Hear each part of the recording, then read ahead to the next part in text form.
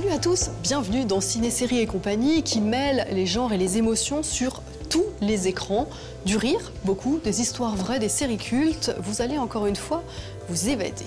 Avec une déclaration d'amour au troublant Eddie Redmayne, l'acteur avait reçu l'Oscar l'an dernier pour son incarnation du scientifique Stephen Hawking. Il est à nouveau impressionnant dans Danish Girl, l'histoire d'un homme qui se sent femme. Un réalisateur qui aime appuyer là où ça fait mal. Dans Les Chevaliers Blancs, le Belge Joachim Lafosse fait le récit d'une dérive humanitaire très inspirée de l'affaire de l'Arche de Zoé. C'est la leçon de mise en scène de la semaine.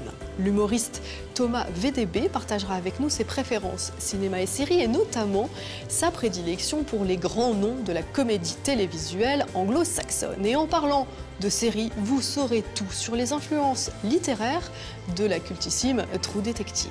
Mais avant cela, rencontre avec une actrice qui goûte la fantaisie plus que tout, Sandrine Kiberlin.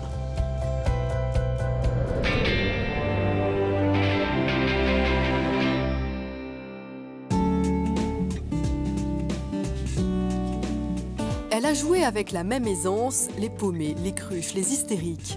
Mais récemment, ce qui va le mieux au teint de la gracieuse Sandrine Kiberlin, c'est la comédie, pour ne pas dire une certaine folie. Oui. En témoigne il y a 2 ans ce César de la meilleure actrice pour sa prestation burlesque et débridée dans 9 mois ferme d'Albert Dupontel. Elle est à peine plus sage dans Encore heureux de Benoît Graffin, dans un rôle de mère de famille au bord de la crise de nerfs, embringuée par son mari Édouard Baird, dans une aventure joyeusement immorale. Une envie de légèreté ou un plaisir à dévoiler sa nature profonde pour cette actrice qui confie que la fantaisie est un art de vivre. Madame, s'il vous plaît, faut passer en caisse, hein? Eh ben, j'ai payé il y a 2 minutes, là, je cherchais mon fils. Ah bah voilà, t'étais où, toi? Ça fait 1 heure que je te cherche! Vous êtes contente, je frappe mon fils? Chère Sandrine Kiberlin, je vois que malgré votre expérience, vous ne renoncez pas au premier film, loin de là. Il y avait eu le film de Jeanne Herry, Elle l'adore. Ouais. Et maintenant, celui-ci de Benoît Graffin. Je me demandais ce qui vous séduisait dans l'écriture de ces nouveaux venus. Je reçois un scénario et je suis emballée et voilà, et tout à coup je dis oui et je me dis je veux pas qu'une autre joue le rôle de Marie par exemple là. Tiens, fume. Je peux? Mais non. Ouais, c'est vrai que cette femme elle est rock'n'roll, elle a peur de rien, elle est libre, elle se bat, elle est folle de son homme, elle est comme elle vole avec beaucoup d'élégance. Une italienne quoi, elle pique dans les magasins, mais tout ça est très amoral. Et en même temps, ils font pas de mal. C'est le bordel à l'intérieur, mais quand on rentre dedans et quand on les filme et quand on a envie d'être avec eux, et ils ont comme ça une connivence, un truc un peu fou qui est leur folie à eux et il fallait qu'on y croie, quoi. J'ai un plan. C'est une benne. Ce que tu appelles une benne, c'est une pompe à fric. Qu'est-ce que c'est que ça? Il y a des roms dans l'immeuble. Ah non, ça c'est ton mari, ça. Il fouille dans mes poubelles maintenant. Ça devient gênant. Je vais me barrer avec un riche, un autre, un sarkozyste. Oui, mon amour. Il y a une folie et il y a une vraie immoralité qui sont dévoilées trop le film. Et j'ai l'impression que vous avez une petite attirance pour les histoires immorales. Ouais. Et les histoires immorales ont une petite attirance pour moi. Je suppose que je suis plus folle que j'en ai l'air. Et les metteurs en scène doivent le sentir. Et moi, je le sais. Les gens appellent ça des risques. Moi, je trouve qu'au contraire, c'est une chance. Une chance quand vous avez un scénario qui ressemble à rien. Enfin, et qui vous offre la possibilité de jouer un personnage qui ressemble pas à un autre. Tu sais, moi, ce que je voudrais, c'est un piano comme avant, pour moi, quoi. Moi, j'aimerais bien une télé. Une vraie télé, hein, pas le truc bidon qu'on a là à la maison. Moi, j'aimerais une carte bleue. J'espère que votre père a appelé le type, sinon je le quitte. Vous me disiez que vous saviez que vous étiez folle, mais depuis quand vous exprimez cette folie au cinéma? Je pense que je suis suffisamment pas folle dans la vie pour pouvoir devenir très très folle dans les films. Je mets de la fantaisie un peu partout. Oui, voilà, plutôt la fantaisie. Sans le vouloir, mais c'est un truc presque d'éducation, si vous voulez, l'éducation juive d'Europe de l'Est. Il y a un côté mélancolique inévitable, et là-dedans, il y a une joie de vivre qu'on m'a inculquée, jamais se plaindre, et mettre de la fantaisie partout. Il paraît même que vous faisiez le clown, que vous étiez la reine de la parodie quand vous étiez enfant. Ouais. Mais donc il y avait quand même aussi un... Ça, c'est sur l'idée d'être devenue actrice. Je pense que je suis devenue actrice parce que je m'aimais pas trop. Et que j'avais l'impression d'exister plus quand j'étais pas moi-même. Et on a envie d'être aimé quand on est enfant. Et donc moi, j'avais l'impression d'être plus aimée quand je faisais des imitations ou des... J'avais mon petit public et tout le monde me disait « est-ce qu'elle est drôle, est-ce qu'elle est drôle ?» Je me disais « bon ». Et après, quand on rentre dans un cours de théâtre, c'est pas forcément ce qu'on fait en premier, de faire rire, parce qu'on a l'impression que c'est beaucoup plus valorisant d'être émouvante. D'être dans le drame, de faire pleurer. Ouais. Que c'est tout de suite plus performant, si vous voulez. Ces dernières années, vous avez fait de nombreuses comédies. Moi, j'avais notamment adoré Romaine par -30. Il y a eu le film d'Albert Dupontel. Mais est-ce que c'est une envie de votre part de légèreté, ou est-ce que c'est les réalisateurs qui voient un film qui se disent « Ah mon Dieu, mais oui, elle est drôle, donc on va lui en proposer un autre ». Je pense que c'est tout ça mélangé, mais en fait, après, je pense aussi qu'il y a la façon dont on s'approprie l'histoire. C'est des plus grandes tragédies, les comédies, en fait.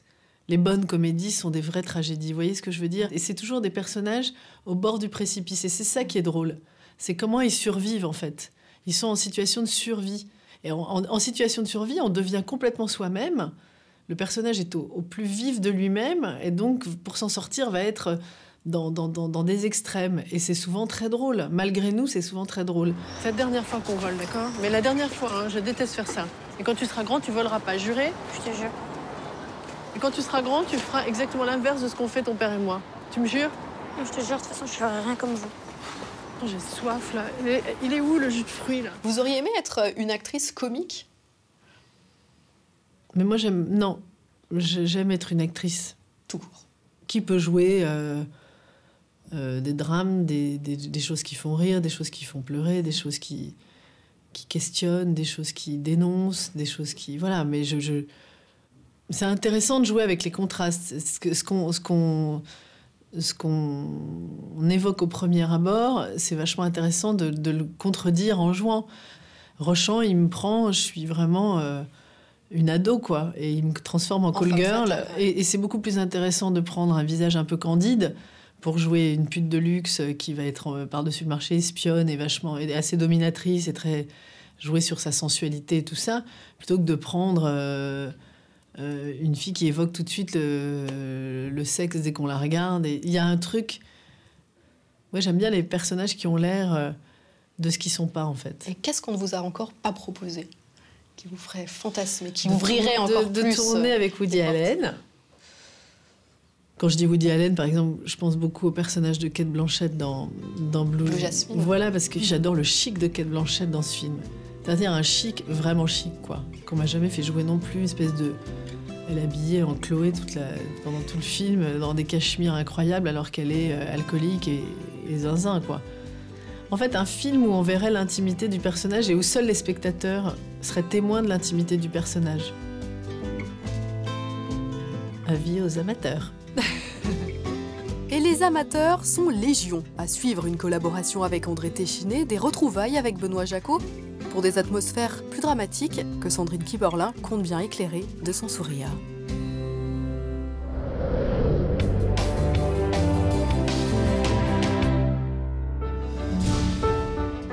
We should go out tonight. Give them something different. Cher Eddie Redmayne, vous faites partie de ces jeunes acteurs aussi surprenants qu'essentiels au cinéma d'aujourd'hui.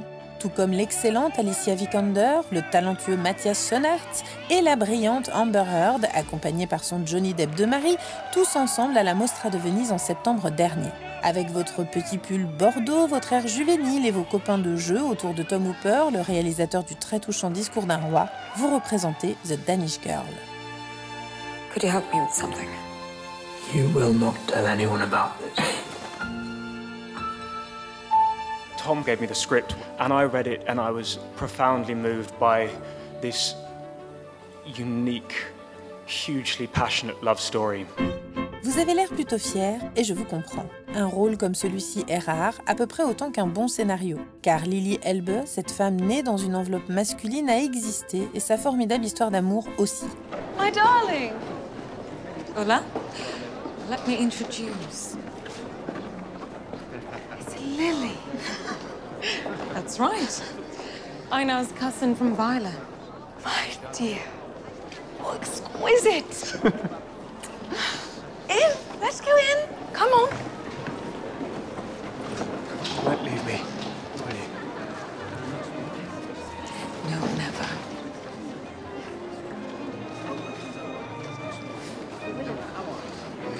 ce n'est pas la première fois que vous jouez une véritable personne. Je me souviens de Stephen Hawking qui avait lui-même salué votre performance dans le biopic en son honneur. Incarner de vrais gens plutôt que des personnages de fiction, c'est le genre de défi qui vous excite? Exactly what happened last night. There was a moment when I wasn't me. There was a moment when I was just Lily. But Lily doesn't exist. We were playing a game. Something changed. When I first read this script, I knew nothing about Lily's story, Lily and Gerda's story, and what I read was this deeply overwhelming and highly passionate love story, which sort of questioned the boundaries of love in some ways. But also within this was a story of authenticity and what it takes just to be yourself. And as simple as that sounds, it is the most complex of things in which, and so for me, those were the things that I was after in portraying Lily. Those were the themes of the film that grabbed me when I read the script. Hello there. We're going to call you Lily. Se lever dans le corps et l'esprit d'une femme, c'est quelque chose. Mais dans celui d'un artiste, ah non, mais quel talent! I love painting, so I was actually quite excited by that. I'm a crap artist, but I do enjoy painting. And what was interesting to me was the difference between Gerda's paintings and Lily's when she was living as Einar's paintings. And there was something, if you look at Einar Wehner's paintings, there is something very specific about them, and that's quite contained, whereas Gerda's are much freer. And that was interesting to me because you look at photos or drawings of Lily when she was living as Einar, and she'd have these huge collars that were sort of almost strangling, and it was like there was an exoskeleton that she had sort of built up, and it was, as Lily begins to reveal herself, it was about uncovering those things. Le cinéma qui sert une cause, ça n'arrive pas tous les jours, et j'ai presque envie de dire que vous, Eddie, mais aussi Alicia et Tom Hooper et toute l'équipe, participez à un devoir de mémoire envers cette Lily, icône de la communauté transgenre et méconnue du grand public. Lily is such an extraordinary woman and an icon in the trans community, and it felt, I felt very lucky to be given the opportunity to play her. One is daunted in the way that one is always daunted, just because you don't want to let people down, you don't want to let her memory down, but no, really, it was excitement as well. Little boys playing around. He just looked so pretty in it. I had to kiss him. So yes, I kissed Einar. Next thing I know, his father's chasing me out. I'm so happy to know the people that have been on and fought for this film for 12 years, that they kept on going, because it is an extraordinary story and an important story to tell, and with the transgender community who are still having such a hard time in society, and to get their voice heard. Le réalisateur Tom Hooper est fan de la série Transparente, sur un père de famille qui change de sexe. Le film d'amour avec Ellen Page et Julianne Moore va bientôt sortir, et Carole, ou le coup de foudre lesbien dans les années 50, a été récompensé à Cannes. La réalisatrice transgenre Lana Wachowski vous a aidé à préparer le rôle, mon cher Eddie, et vous êtes nominé aux Oscars pour votre performance en Lily. En bref, le public en redemande, et le Qatar, qui vient d'interdire le film dans son pays, n'a qu'à bien se tenir. La révolution LGBT de l'image est en marche.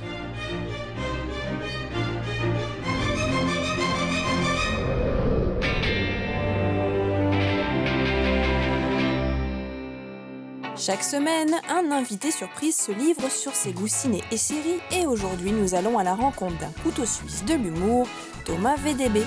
Cet ancien journaliste rock se consacre désormais à ce qu'il aime le plus au monde, faire rire, au cinéma, sur scène en faisant du stand-up, et à la radio dans l'émission Si tu écoutes j'annule tout sur France Inter.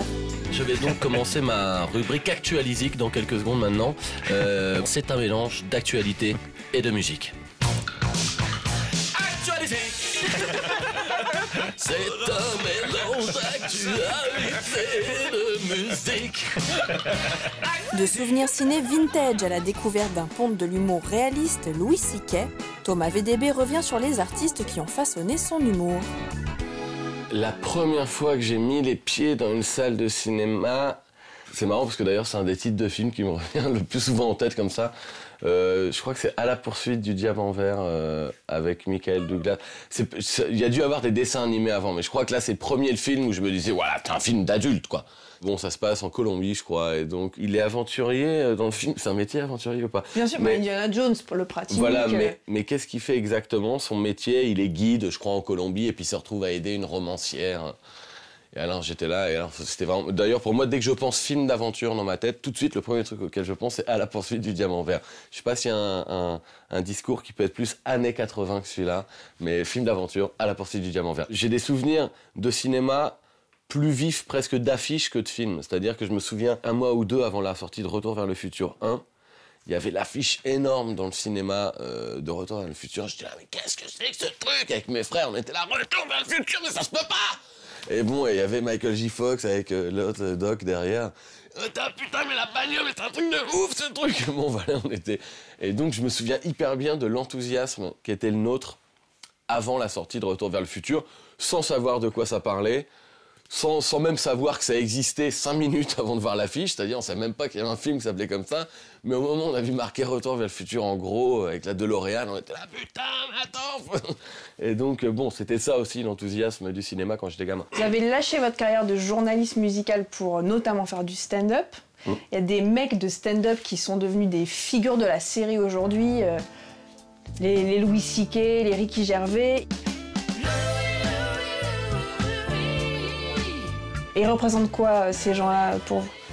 Des sortes de modèles, un petit peu, pour certains d'entre eux, parce que réussir à faire un spectacle, faire un succès avec un spectacle, intéresser une chaîne, créer un concept de série autour d'un personnage de stand-up dont ils ont réussi à faire un personnage de sitcom, en fait. Parce qu'on regarde Louis C.K. en spectacle, ce qu'on aime dans Louis C.K. en spectacle, quand on le regarde, c'est que c'est déjà un personnage de sitcom. Et quand on regarde la série Louis, c'est exactement le personnage qu'on a envie de voir dans la vraie vie, dont on entend parler dans les stand-up. Et bien ça, c'est une prouesse incroyable, je trouve. Wednesday, Thursday, Friday, Saturday, Sunday, sweating. Quand on fait de la radio, moi je me rends pas très bien compte comment on trouve sa voix, comment on trouve son rythme, comment on se pose. Est-ce qu'il est possible d'une manière ou d'une autre qu'un comédien ou qu'un film ou que des films aident à trouver un peu sa façon de parler? Je pense qu'on s'imprègne de choses qu'on voit à droite à gauche dans des séries. Moi, je pense qu'il y a eu un avant et un après Dumb and Dumber. Je pense que quand j'ai vu Dumb and Dumber pour la première fois de ma vie, je me suis dit « Ah, mais on peut faire des trucs qui sont quand même hilarants, on va pas me reprocher c'est un peu pipi-caca ton truc ».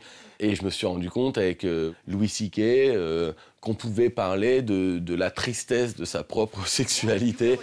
Je me disais, c'est pas possible avant de parler de sa sexualité genre foireuse sur scène. Je me dis, il n'y a rien de drôle là-dedans. Je m'étais jamais imaginé qu'il pouvait y avoir quoi que ce soit de drôle là-dedans avant de le voir fait par Louis C.K. Je me dis, waouh. Isn't it weird that our favorite thing is a secret? And we hardly ever do it. It's like really rare. I mean, even a person that gets laid a lot, it's still like, hey, I got laid. It's like a special thing. But it's our favorite thing. Il y a plein de mecs qui contribuent à mettre les limites ailleurs et donc on essaie de les faire bouger, mais on les bouge en regardant les autres aussi, je pense. Vraiment, véritablement, on est façonné par l'art qu'on consulte et par les œuvres qu'on reçoit, quoi. Et que si on cherche des espèces de coupes de nous, il y a Mulholland Drive, il y a Louis C.K., il y a machin... Je suis complètement d'accord. Je suis un mélange de Louis C.K., Freddie Mercury, Woody Allen. Il y a des petits bouts de tout ça dans moi. La fève, c'est Freddie Mercury dans moi. Non, mais bon, voilà. Non, mais il y a oui, je suis tout à fait d'accord avec cette conception du truc où c'est un mélange. Et on est tous les produits uniques de toute cette somme de culture, d'histoire et tout qu'on emmagasine. Et ouais, je suis bien d'accord. Moi, il y a vraiment quelque chose de ça, avec les disques, avec les livres, avec les séries et les films. Mais bon, ouais, on est tous un peu composés par ça. Mais est-ce que c'est lié d'une manière ou d'une autre, la musique et le cinéma? Est-ce que quelque part, l'amour de la musique a pu naître à travers une BO ou quelque chose comme ça? Ou est-ce que c'est deux expériences, en tout cas à leur origine, qui... Non, je pense, oui, c'est un peu lié dans le sens où chez moi, quand j'étais gamin, quand ma mère m'a offert un Walkman, et les premières cassettes, c'était des cassettes d'Ennio Morricone. Et donc c'est un peu bizarre parce que je me promenais dans la rue et j'écoutais Ennio Morricone. Enfin, je veux dire, quand t'as 10 ans et que t'écoutes... Enfin, les gens, ils pensent que t'écoutes, je sais pas, Indra ou Gold. Après, je me demande si écouter des BO d'Ennio Morricone dans son Walkman, ça rend pas un peu acteur quand on a 8 ans. Mais oui, complètement. Mais je pense que, non, mais de toute façon, écouter de la musique au Walkman dans la rue, ça rend acteur. Je pense que, on ne sait pas, mais tous les gens qui marchent avec un casque dans la rue et qui marchent, en fait, la réalité, c'est que dans leur tête, ils sont dans un clip. Et ils sont là, tu vois, ils sont en train d'écouter Money for Nothing de Versailles. Et le mec s'imagine naturellement qu'il est dans le clip. Mais ça, c'est la vie de tous les gens qui marchent dans la rue avec un Walkman sur les oreilles. Donc on est un peu en train de conclure en disant que la musique, c'est du cinéma. Et ouais, c'est du cinéma. Ouais, de la musique, c'est la bande-son du film qu'on se fait quand on regarde avec nos yeux, en fait. C'est une belle trouvaille qu'on vient de faire là tous les deux, je pense. Mais c'est vrai que c'est ça, faut la déposer. Fait. On va aller la déposer à la SACEM tout de suite. Mais il n'y a pas que la musique et le cinéma dans la vie, alors entre deux chroniques radio, Thomas VDB rôde son nouveau spectacle sur la scène du Paname à Paris. Vous pouvez également le voir dans Lazy Company, dont l'intégrale est disponible sur OCS Go. Dans quelques instants, le screen parfait déroule le tapis rouge, un réalisateur qui aime appuyer là où ça fait mal, décortiquer la face sombre de la sphère intime ou de la société, le Belge Joachim Lafosse. Après des films comme Élève libre ou À perdre la raison, il signe une nouvelle œuvre perturbante, Les Chevaliers Blancs, très inspiré de la célèbre affaire de l'Arche de Zoé. Joachim Lafosse nous livre sa leçon de mise en scène. Mais avant cela, Madame Esseri décortique les références littéraires de True Detective.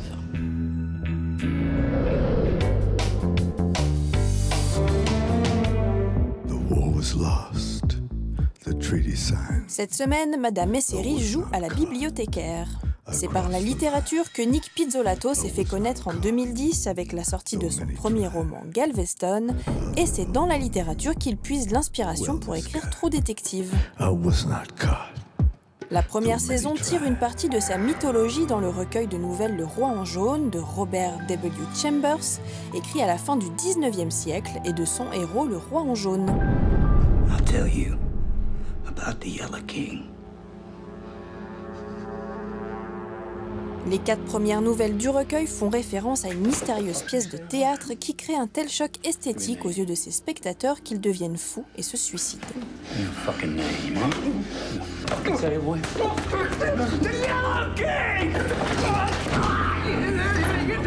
Sur la seconde saison pèse l'ombre d'un auteur, James Ellroy, roi du polar peuplé de flics corrompus, déambulant dans les rues de Los Angeles imbibés d'alcool. Si Nick Pizzolatto ne le cite pas directement, il est impossible de ne pas sentir l'influence du romancier.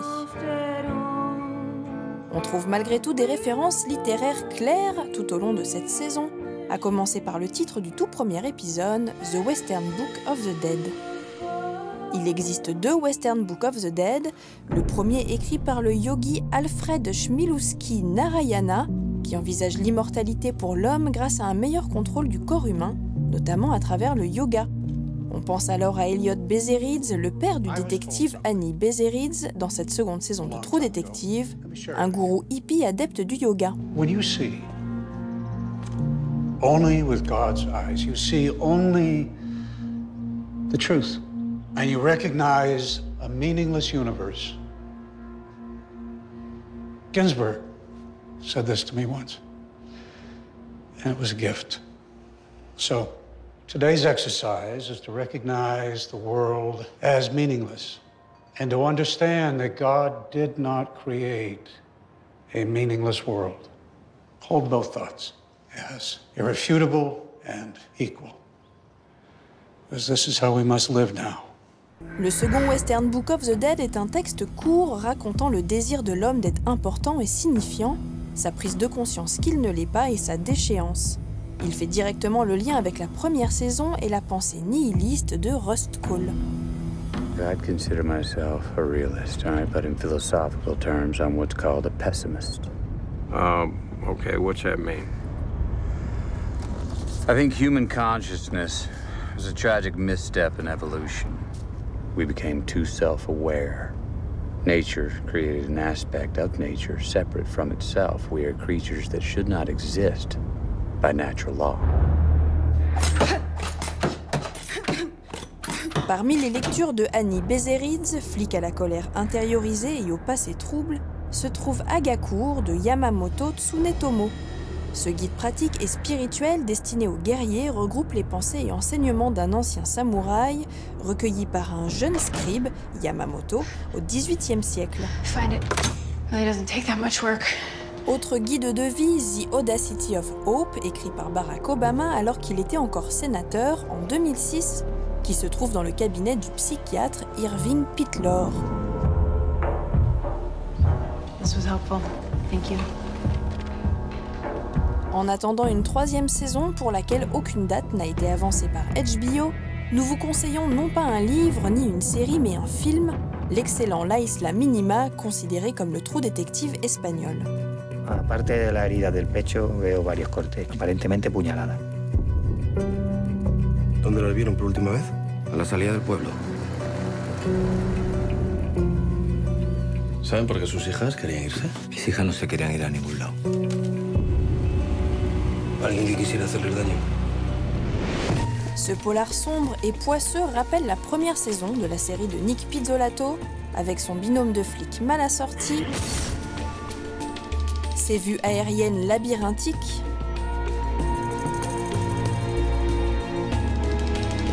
et ses décors en décrépitude. La Guardia Civil está metida en todo. Usted no sabe cómo se organizan aquí las cosas. Sí que lo sé, como en todas partes. Yo solo quiero resolver este caso, no quiero que nos aparten. ¿De qué parte estás? ¿Tú también estás con ellos? No sabes nada. Nada.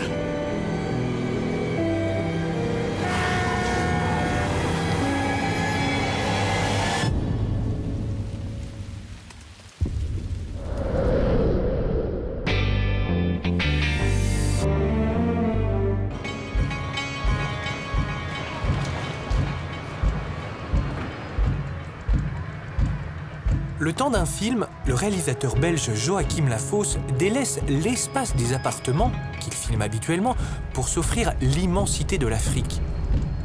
Mais en s'offrant un film d'aventure, avec les Chevaliers Blancs, Joachim Lafosse cultive son obsession, la limite entre le bien et le mal dans l'humanité.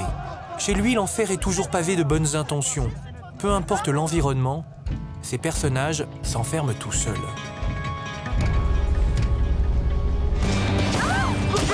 Are you aware of the risks you've been taking, sir? I give you one advice. I just don't want anybody pass through that zone. Dis-lui qu'on a pris beaucoup de risques pour venir ici. Il avait promis qu'il y aurait des enfants. Il n'y a pas d'enfants. S'il nous les confie, c'est à 100%. Il faut bien qu'ils sachent qu'ils les reverront jamais de leur vie. Non mais qu'il n'y ait pas de confusion, on n'achète pas des enfants. On est une ONG les gars, je vous rappelle. Hein. Il y a 300 parents qui ont payé 2200 €, parce qu'ils attendent en 3 semaines à Bordeaux. Voilà, bonjour. Bonjour Joachim, c'est Fan Charby. Enchanté. Je suis enchanté de vous rencontrer pour parler de mise en scène et pour plonger directement dans le bain de votre travail, apprendre à lire vos images. Et je me dis qu'on pourrait mettre en scène cette interview. Est-ce que vous êtes joueur? C'est toujours un plaisir de parler de mise en scène. Alors allons-y, qu'est-ce que vous... Est-ce qu'on joue l'espace? Est-ce qu'on joue quelque chose de plus intime? Vous avez 2 caméras. Une rencontre, ça se passe entre 2 personnages. Donc, pour moi, toute coupe au montage implique qu'on va abîmer ce lien. Donc la première question qui se pose, c'est est-ce qu'on va être tous les 2 dans le plan ou est-ce qu'on va faire un simple champ contre champ? Donc si on devait être toutes les 2 là, attendez que je réfléchisse, puisque c'est de la vraie impro, si on se mettait là, je vous asserais là, voilà, là ici, moi je me mettrais ici et je demanderais au premier cadreur de venir se mettre dans mon épaule et plutôt d'être avec une longue focale. C'est-à-dire que l'épaule ici, ce personnage-ci, moi je dois être plutôt flou parce que c'est là que ça se passe. Et en l'occurrence, je demanderais à la caméra qui est là de se rapprocher de nous et d'essayer d'éviter évidemment la première et de se mettre, alors là, aussi en plus longue focale possible et d'être là uniquement sur moi. Voilà. Voilà. Vous avez la veste, hein? Voilà. Et Est-ce que votre définition de la mise en scène, elle a évolué entre le moment où vous sortez diplômé de l'IAD en Belgique et aujourd'hui la sortie de ce nouveau film? Ah ben c'est l'art empirique par excellence au cinéma, donc on apprend de film en film. Alors, quelle pourrait être la définition de la mise en scène aujourd'hui, qui changera forcément demain, mais à la sortie de cette expérience? Pour moi, aujourd'hui, comme ça, spontanément, c'est mettre en place un dispositif qui permet à des êtres vivants, enfin, ce qui est le plus intéressant finalement à observer, de déployer leur faculté de jeu avec la plus grande aisance. C'est d'abord de mettre à l'aise, je dirais. On arrête de se prendre la tête, on prend les 4x4, on va voir les chefs de village et on avance. Non, c'est envisageable. Attendez, c'est de la folie, mais ça va pas ou quoi? On n'a pas dit qu'on allait y aller, on a dit que c'était envisageable. On peut y réfléchir, ça mange pas de pain. Il y a 300 parents qui ont payé 2200 € pour qu'on vaccine les gosses et qu'ils attendent dans 3 semaines à Bordeaux. Alors, pas parce que Xavier est pas complètement au point que... Alors quoi, on va rester coincé comme ça, là? Le cinéma est quand même très lié à la transgression. Et la question qui se pose à un cinéaste, c'est qu'est-ce que je peux montrer ou qu'est-ce que je ne peux pas montrer? Qu'est-ce qui est regardable, quoi? Si on parle des Chevaliers Blancs, par exemple, mon souci était de mettre le spectateur dans la position de l'Africain qui découvre des Blancs qui viennent chez lui et qui lui proposent un projet sans qu'il sache exactement de ce qu'il en sort réellement. Donc, moi, je dois filmer Jacques Arnaud de manière à ce qu'on le croie. J'avais envie de le filmer un peu, oui, à la manière d'un documentaire, mais il y a quelques consignes que je donne à mon chef-op qui sont à hauteur d'homme, c'est-à-dire jamais de plongée contre plongée. Et c'est un film de groupe. Ce qui va venir faire obstacle au projet de Jacques Arnaud, c'est le groupe. Il y a un problème? Françoise, tu sais que si on voit tes images en France avant qu'on ait ramené les enfants, c'est la catastrophe pour nous. Ah oui, mais il n'y a rien qui sortira tant que vous n'êtes pas rentré, je vous l'ai promis. Faut faire confiance. Laura. C'est vous qui êtes venu me chercher. Je vous ai dit oui à une condition, c'est que je puisse tout filmer. Maintenant, si tu veux plus, fallait me le dire avant, pas maintenant, d'accord? J'ai quand même le droit de pas être filmé au petit déjeuner, non? T'as le droit, c'est pas très grave, Laura. Elle est là pour ça, elle est là pour filmer, pas que ce qui nous arrange, c'est pas très grave. Non mais c'est pas ce qu'elle fait, là. Non mais c'est bon, j'ai posé, d'accord? Elle travaille avec nous, elle est là pour nous soutenir, pour nous aider, on va pas se priver de ça. Il y a quelques règles comme ça que je me donne. Par exemple, un mouvement de caméra ne peut pas jamais être gratuit pour moi. Il doit toujours être amené par un personnage. Par exemple, si on est dans un film de Joachim Lafosse, si je fais un plan sur moi, où je suis en train de vous expliquer ça, mais que je veux ramener la caméra à vous, je vais me lever, tu vas me suivre, et quand je vais passer à côté de monsieur, tu vas rester sur lui. Voilà. Et là, par un déplacement de comédien, j'ai amené la caméra d'un point à un autre. Maintenant, il y a une autre situation, on revient au départ. Si je suis un metteur en scène et je dis, voilà, je veux passer de Joachim Lafosse qui parle avec l'intervieweur, si je suis un peu couillon, ou pour moi, pas un metteur en scène, quelqu'un de lambda va dire, bah, bouge la caméra, et donc tu fais un panneau, et on te filme toi. Pas la même chose. Pas la même chose. Le premier plan que je viens de vous montrer, ce qu'il raconte, c'est le lien. Il raconte le lien qu'il y a entre les gens, que tout est lié. Et sur les Chevaliers Blancs, c'était la règle qu'on s'est donnée. Encore? Non, ça marche pas. Y'a rien. Non, arrête. Il n'y a pas un mouvement, un déplacement de caméra qui n'est pas amené par un personnage. C'est toujours... Les mouvements de caméra ne peuvent jamais être gratuits. Parce que le projet que suivent tous ces humanitaires et le leader qu'ils suivent, ça va engendrer quelque chose de malsain, du lien pervers, du lien qu'on n'arrive pas à dissoudre. Et ça, c'est des manières de le faire sentir.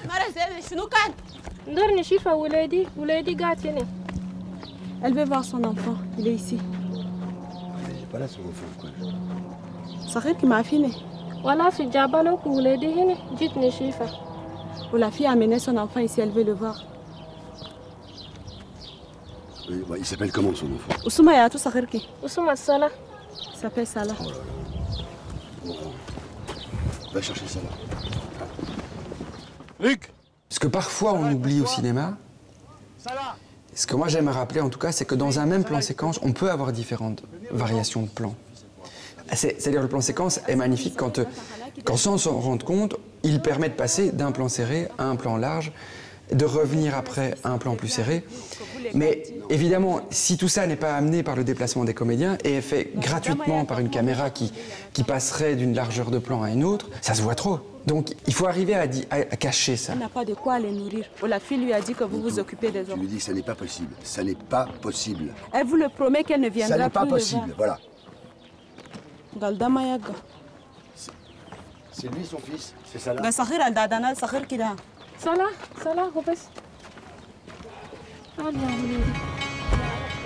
On va terminer cet entretien, qui ne doit pas se terminer parce qu'on aimerait le prolonger, par cette question rituelle. Oui. Pourquoi filmez-vous? Pour qu'on puisse parler de nous sans dire que c'est nous.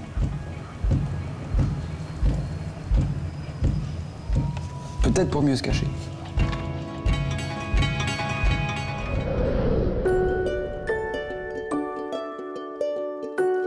Ciné, série et compagnie, c'est tout pour aujourd'hui. Mais comme tous les écrans nous attirent, ne manquez pas cette exposition foisonnante, l'art dans le jeu vidéo, ou comment tenter de résumer le talent, les influences, la minutie de ces créateurs à travers leurs dessins préparatoires, esquisses et autres artworks qui vont véritablement vous happer dans d'autres mondes, comme cette expérience assez singulière qui consiste à vous sentir immergé dans une scène extraite d'Assassin's Creed. C'est au musée Art Ludica à Paris, dans le 13e.